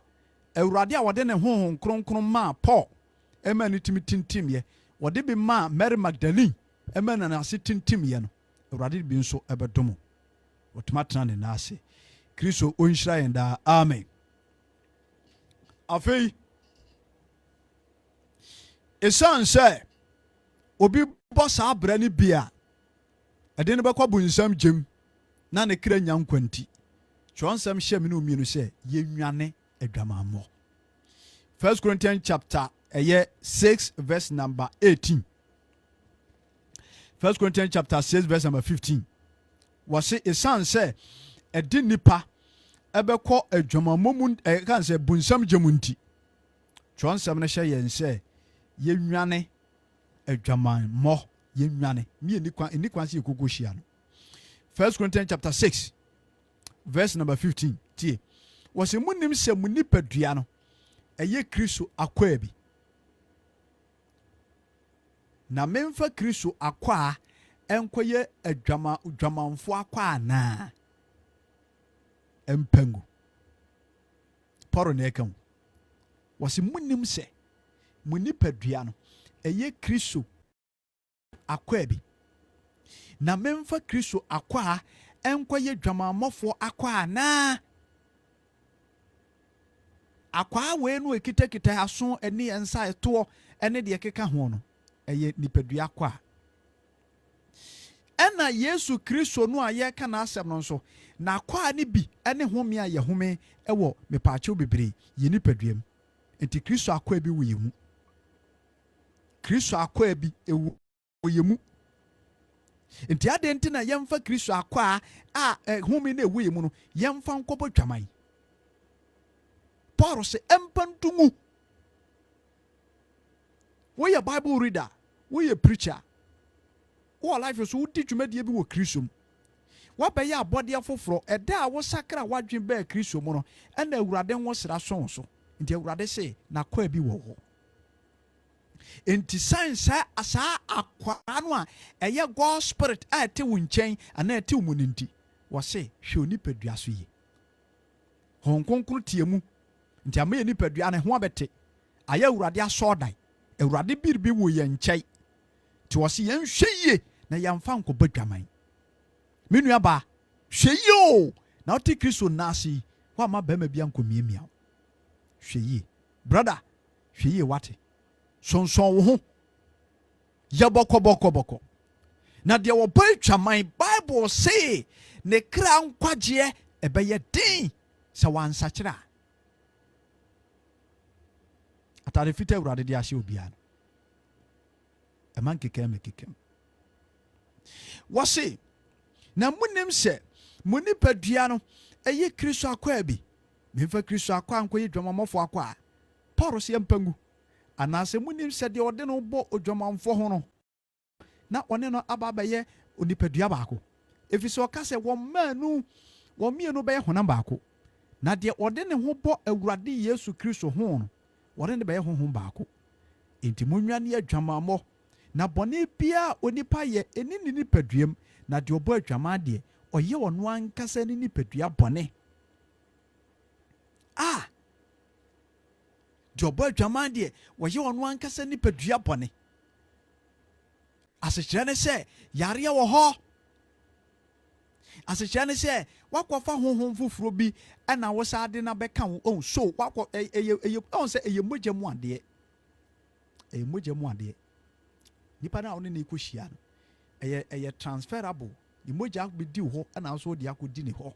wo se sɛ ɛnyɛ yie ne kra bɛfa mo ho ɛna ma no yɛ dangerous no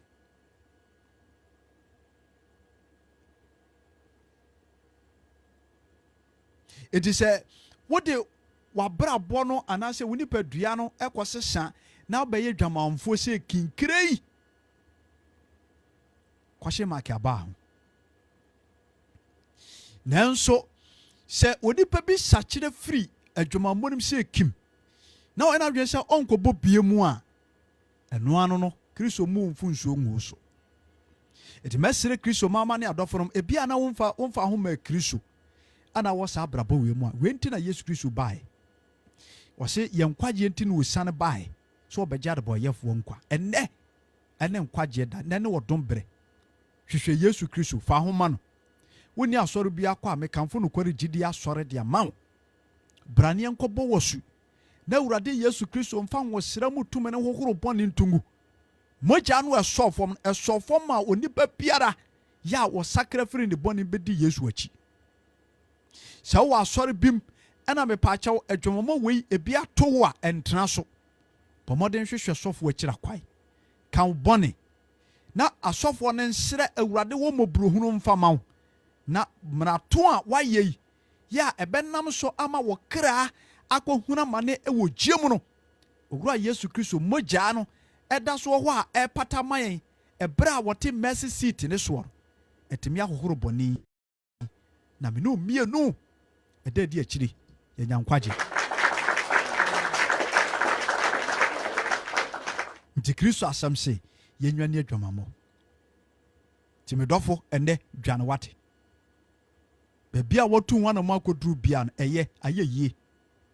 na fa wo ho bɛbɔ kristo ɛfiri sɛ paul meɛ te asɛ sɛ deɛ wɔde ne wobɔ awurade no wɔne awurade abɛyɛ honam baako amen ɛti sɛ obi gya adwamammɔ sɛ kinkiri na wɔde no bɛbɔ kristo sɛ pɛ afei awurade ngo sra no sono so wɔsesa ne nyina so wɔsesa no hyɛberɛ god spirit bɛtena ne mu ne nkwa na nyina wɔtena sɛm awurade tie nkɔmmɔni bɛsɛ asɛm no ato de sɛ odwumafoɔ biara no anaasɛ odwumammɔfoɔ ebiara sɛ wowu w'adwamammɔ mu a anaasɛ yesu kristo bɛto wɔ mu a wonya nkwagyeɛ sɛ twɛn sɛm na me ate asɛ sɛ odwumammɔfoɔ biara deedi akyiri obɛkɔ gyema kɔhye ɛnyɛ tiri no mu adeɛ ɛti momma yɛnhwɛ saa bɔne wei yie ɛkɔ so paa o ɛkɔ so nipa mmu ne bio nipa afa no sɛ ɛyɛ funny ɛyɛ hobby mede gyegye m'ani obi okura wɔ fie no a ɔda adwaman yesu kristo si yɛ nwane bɛtɔ ɔno no wɔ dɛm no a ɔda no te sɛ pizza no enjoy no ɔkɔ no ɔba mesrɛ mo ɛyɛ deadly kristo asɛm kasetia obi a woyɛ bibia no sɛ yesu kristo bɛto no a wonya ne gye wom ado bɛkɔ gyim kristo nsakrae afei yɛnhwɛ quotation baako pɛ bi na no do na bɔ na menyɛ na memfɛ sɛ na yɛanhyɛ aseɛ ntɛm nti yɛbobɔ so kakrakra wɔn mu a wɔn hwɛ pono quotation tie nipa bebrebe de wɔn adwene ɛbobɔ adwaman te quotation ni Matthew chapter 5 verse number 27 te quotation Yesu Kristo asɛm ni wɔse mate sɛ ɔka sɛ mensa awade na me deɛ mesɛ mo sɛ obiara a wɔhwɛ ɔbaa na ne kɔn dɔ no no wafa n'akoma mu dada obi a ɔhwɛ ɔbaa na ne kɔn dɔ no wafa n'akoma mu dada amen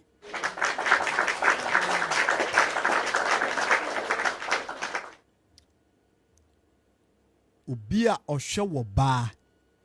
saa asɛm wɔ Yesu Kristo ɛna Farisifo ne nipa bi ko bisa na ware sɛ ho asɛm ana Yesu Kristo refer ɔmo sɛ watwerɛ dada titibirem sɛ mensa awadeɛ it is written nanso me Yesu Kristo me ka kyerɛ onipa biada me pen so sɛ onipa biada sɛ ɔyɛ ɔbaa sɛ ɔyɛ bɛrima we kura de wɔ sɛ deɛ wɔhwɛ wɔ baa wanka mama nanso ma wɔm bi asɛm no yɛ ha ne ha wɔse deɛ wɔhwɛ wɔ baa bɛrima a wɔhwɛ wɔ baa na wɔ baa no ho akɔnnɔ ɛba wo mu na wonya akɔnnɔ ɛne atenkama saa wɔ baa korɔ no wɔse wo ne na bɔ dwama dada wo ne na da ɛte sɛ deɛ wo ne na kɔda dɛm wo ne na have sex saa enti mmeranteɛ binom a ɛne awaafoɔ binom ɛne papafoɔ binom asɔfoɔ binom ya mepamokyɛw motimi wiawia mokɔ site ahodoɔ ɛkɔtwitwi pono ɛhwɛ no mobile phone so tablet so ɔne ne yiri behyia a gye so ɔkɔkɔhwɛ ansa ɔnsa ɔkɔhwɛ no adwene bɛ ne di ka ba wotim wode yano wɔ baabi a wowɔ bi a wɔhwɛ me Yesu Kristo say Matthew chapter 5 verse number 27 wɔse sɛ aberanteɛ bi hwɛ ɔbaa na ne kɔn dɔ no a saa ne kɔn dɔ no no ɔde hyɛ hɔ no ɛyɛ last sɛ wo kɔn dɔ ɔbaa sɛ ɔne ne bɛyɛ biribi saa asɛm na Yesu Kristo pɛ so ɔkyerɛ hyi ɔbaa deɛ menya no a kabde ne bɛto mpa mu atuo ni wedeɛ nofo wedeɛ metiri hyɛ ntam a ɛkyɛn DJ a oba wedeɛ hyi atuo ni na wo baa bi bɛyɛ oyiyi na wo baa ma bɛsɔre atenka no a wonyaayɛ a wode ma wɔ baa no a wo baa ma sɔreyɛ ɛwɔ nikam adwene bi baa wo tirim sɛ ɔbaa wedeɛ kamenya no amene ne bɛda no Yesu Kristo se wadi ka abɔ dwama wafa ne dada tie quotation yi wone na da enti mmeranteɛ a dodoɔ no a phone so twitwi pono no gu so saa na mohwɛ na wo nsa hyɛ ɔbɔsɛm na wo pɔsa ade na no ɔnso wotimi yɛ saa na wa release pio na wo hu nyina nkunuma sosoro koko sosoro wapɔ dwaman wote sɛ ɔbaa wote sɛ bɛrima a wɔne ɔbaa akɔda mpa so ɛno nada in the sight of Christ na asɛm no saa na wote it is a kind of amorpho a and you wadwen say wohwe pono a wonka ho obey kɔ na wohwe no to na wo ba bi pagya and you wadwen say wonka ho you amount of them Yesu ba pɛ anase wo osa boni we mu a ukogye makɔhye Bible quotation makotu no ma bi no mu a mo nso so mo hwehwɛ saa ne ma no saa bi pepepe na asɛm we kɔma mo said ọba hwɛ bɛrima hwɛ ɔbaa ne kɔn dɔ no saa na ɔbaa bi nso timi hwɛ bɛrima wɔsi yee bɛrima paa na ne tenten gram ne kuku mu nwiwe paa me ne dampa mu paa na osi me so a ampa wodwendwene saa nneɛma no nyinaa na hormones no adane na wanya atenka foforo bi te sɛ deɛ bɛrima bi ne wo hyia no Yesu Kristo asɛm so wo wɔbɔ dwaman asɛm na da wo no nya asɛm ketewa wo asɛm na da hɔ no ɛnya asɛm ketewa obɛbusa sɛ ɛne ɛsɛ sɔfo man of God ɛne na na ɛne ɛbɛdɛ ne ɛsɛ ɔbɛrima kɔhyia wɔ ba a ne kɔn dɔ no no akɔpɛ no anaa wawa no ɛkɔn dɔ no yɛ ɔmu mmienu Yesu Kristo asɛm a ɔkan yi sɛ ɔbɛrima hwɛ ɔbaa na ne kɔn dɔ no a ɔkɔn dɔ ɔbaa no yɛ ɔmu tu yɛwɔ deɛ de kɔkɔ ware a ɛyɛ nɔɔma wɔ bɛɛ mi hu no mapɛ na asɛ mepɛ no mekwa dɔ no sɛ mɛware no but adwene na ɛtɛ kyerɛ sɛ mekwa dɔ no mekwa dɔ no sɛ mede ne kɔtɔ mbam menya no a mene ne bɛda mene bɛ have sex ɛno na Yesu ka no asɛ ɛyɛ bɔne eti video call no a ne lady ne yɛ video call no a no ɔba ne yɛ a bɛrima ne yɛ no a wo hormones no sesan yɛ a wonya adwene bi wonya atenka bi na wo ankasa wo goro ho na wo de wadwene ko si bema bi so e wo dem no eye fia de yo na wo ye ene sa ye dwumammo e wo Nyankopɔn anim ene Kristo anim. Based on this quotation, ababa wanu a wo hwe no ofon so a me pa che bebre porno site na wa hwe a wo de twetwe bema no. Yes Kristo se men kan che o se in the sight of Christ no eye dwumammo na wotim e sa ye fia de yo. The Kristo mama say obi de sa brabo we bi si nani so a wan kasa an wa ye ready say kro kronkron no wo betwa wudin afiri. Ete mesre Kristo mama ne adofo no say sa brabo we nyina ya brabo a odipa bitim na Yesu betun wom anaso owu wom a onya nkwama na kra. De so hwe pono a me pacha sakra wadwen enye pono na akohwe de akofa starter esa wadi ka mo ba ho akono foforo bi awura mu wo yo be ma warefo na wo hwe sa ne ma no a onsa akohwe ye no di ka akohwe ma wo konkokodo oba no a wo fon no so no wo konkodo ansa na ohu pagya e de akọ wo yere ho nti wo ye waresieni wasa wade ene ya na so fo no ena ye na kura na se awarefo bi ena ho ahwan no akoto na wo hwe enye hwe hwana ka je ho ana wo mienu ye virgin enti no mo hwe na sanye yi a monkoto puno cassette ni bi nam wo fi amo nhwe sofo bi de se bi kire wo asofo no nim baabrum ana wo ye honam sofo aware mu na ye kire Adam ne Hawa wo se Adam ne yire obi kire wo Adam ne yire obi kire obi ankire obi. Dem go so tase it is all your software na se wo ye leader ana se me pa che wo life no so na se wo ma wo bi e de sa ne ma na kire wo a kohwe nenya experience kohwe nenya isuahunu bi ne wakwa akohwe na adwene foforo bi abanemu atenka foforo bi abanemu nti obu ho no ma wone ne partner hia mu a na tambia saa video no okohwe no style bi ne niam bi ne wo na adwene na wadi ka nya akono bi ama saa video na akokohwe ye no eti Kristo mama medie me won chance futufo anana dwi me no obedi nkomo kakra afa dwamammo ana montu a dodo no a ewomu awurade mpesa abrabo no wose mate se wose tetefo no se Yesu Kristo na eka wose mate se wose tetefo no se ensawade na medie me se mo se obiara a wohwe wo ba na ne kon do no wafa na koma mu dada enti se wani atu sintidua tututwene na eyema on se wode honam akwa baako ebekọ eyema wo se wo ho akwa no baako besei na wamfa nipadua ni nyina ankọ amanehunu kurum na se won sani fatu sintidua wasi tutwene wasi twa efiri se eyema wo se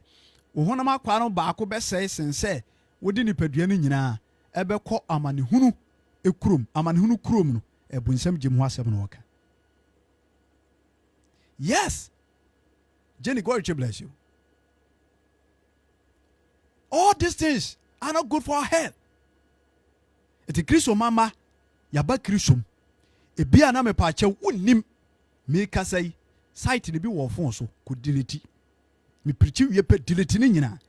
me kasai pono dodo no agu phone so wa join ho WhatsApp groups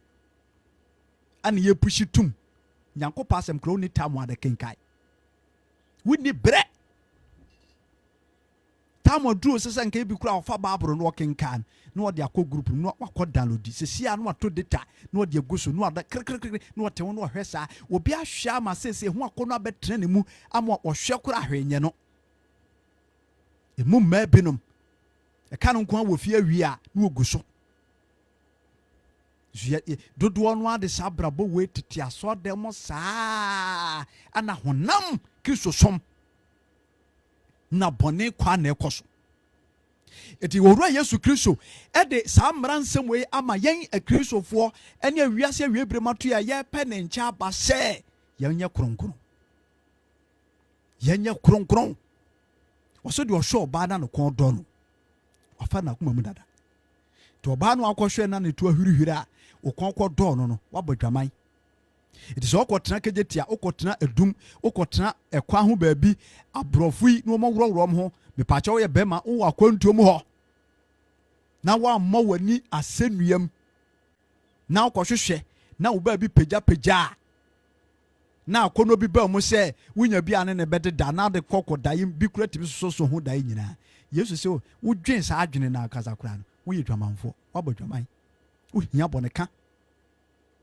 nti na woka to aso ɔse sɛ w'ani nifa baako tu sintidua tu nti ɛne ɛkwan bɛfa so a woma w'ani nkɔhwɛ saa nneɛma ɛwa wasɛm nhyɛnka Kristo din eti Kristo mama ɛnɛ nkɔmɔ na mene wobɛdi no metu din sɛ odwamanfoɔ biara sɛ wowu wɔ dwamammɔ mu anaasɛ Yesu Kristo bɛto wɔ mu sɛ kinkire yi a wonya nkwa enti nɛ ɛne nkwagye da ɛnɛ ɛne wɔdom bere mom yɛ nyinaa mfa Kristo asɛm wei so na sɛ obi to mu sini a ɔmfa Awurade asɛm so nsakra n'adwi obiara nyɛ perfect nanso ɛbɛyɛ sɛ wobɛbɔ ho mmɔden na bɔne so wei bi ɛne neɛ keka ho no mepakyɛw wankɔtom ankɔwuom na Yesu ba nkwagye ma no wampamo amfirim Awurade hu yɛ mmɔbɔ na ɔnkae na ɔnte n'anim teɛ ɛnkyerɛ na